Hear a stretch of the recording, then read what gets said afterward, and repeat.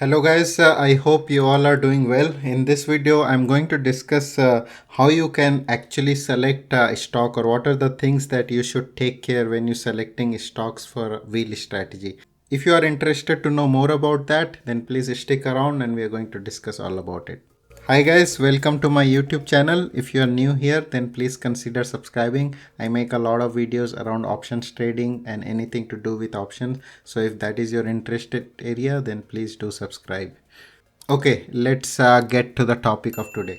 So wheel strategy is one of the very popular strategy in options trading world, and I personally like this strategy. It works both ways, whether market is up and down. You are still gonna generate consistent income in the form of premium. So I really like wheel strategy. But one thing that you may struggle sometimes is how you gonna select best stock for the wheel strategy, or what are the things that you should take care when selecting a stock for the wheel strategy.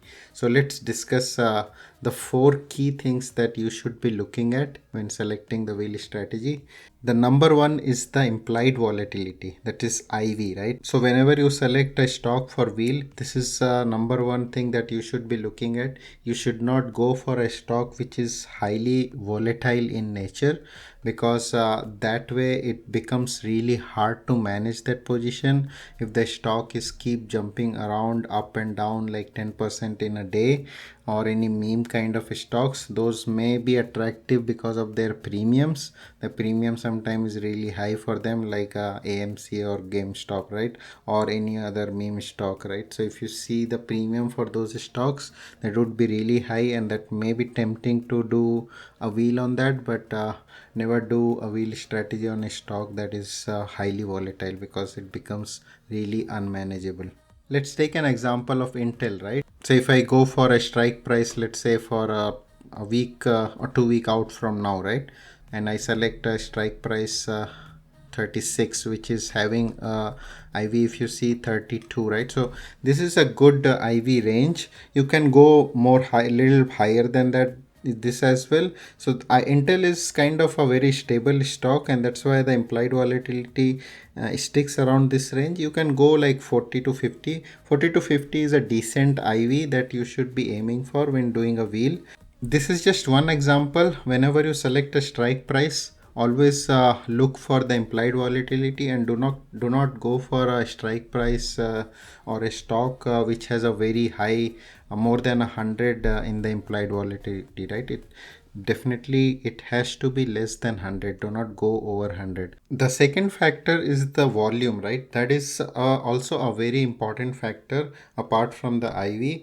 This tells you how liquid that particular stock is, and one very good site that you can use to identify the most active stocks, right, which is the bar chart. So here you can, if you come to the most active options, right, in this case you can, it is filtered or sorted by the option volume. So that kind of tells you that how active that particular stock is, how many hands are exchanged for that particular option, right? So in this case, as you can see, if you sort it by volume, Tesla is like the most active stock. So that may not be the only criteria. Like I said, you have to kind of combine that with how volatile that stock is, or how much risk you are willing to take, right? So there are, in this list, as you can see, right, Intel is also there, right? So that is also a very active stock.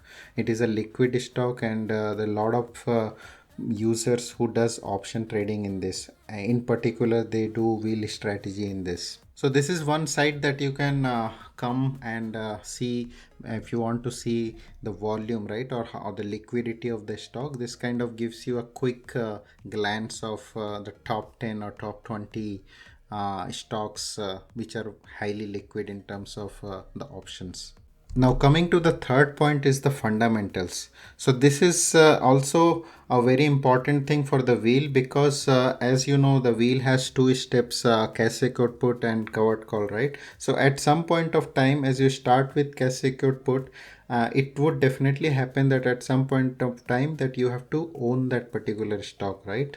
So why we look at fundamentals is, let's say the market really goes down, you should be okay to own that particular stock, right? You should not, if it has a weak fundamental or you're not convinced 100% on that stock, then you may be tempted to sell, or maybe sell for a loss, right? You, because you were to begin with, you are not particularly convinced in terms of fundamentals. And when it comes to fundamental, right, there are many stocks like a Yahoo Finance. If you come and go for like Intel, right, this could give you a quick glance on the financial of that company, right? It could give you how much they are making in the revenue, what was their overall revenue versus profit, right? So at a quick glance, you can see how they are actually doing quarter over quarter or annually. Is it performing well, or are they making losses, right? So that kinds of give you a good overview of the fundamentals. This is one side, but there are many sides that you can do fundamental analysis. My only point is, always go for a stock in which you have 100% conviction. Okay, the final point is dividend, right? This is also a very important factor when it comes to wheel strategy. You should ideally go for a stock which also pays dividend, because as I said, that in wheel strategy you may have to own that stock, right? So why not go for something which pays dividend, so that for the time duration you are holding that stock, you also get paid the good handsome dividend, right? So there is a downside though for this, because if you go for a dividend stock, like let's say Intel, right?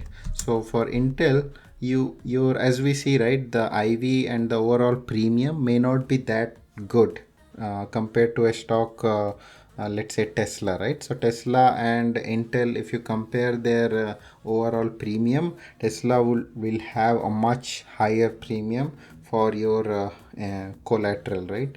But Intel may not have that. However, when it pays dividend, that kind of gives you a cushion, and usually the dividend paying stocks are considered more stable. So those were the quick points that I wanted to discuss in this video. Always look for these four things whenever you try to do your research on selecting the stock for the wheel. If you have any other questions, then please put your questions in the comment. I do look at all the questions in the comment, and I do respond to all of them. So that was it for this video. I'll talk to you in my next video. Happy investing, guys. Bye bye.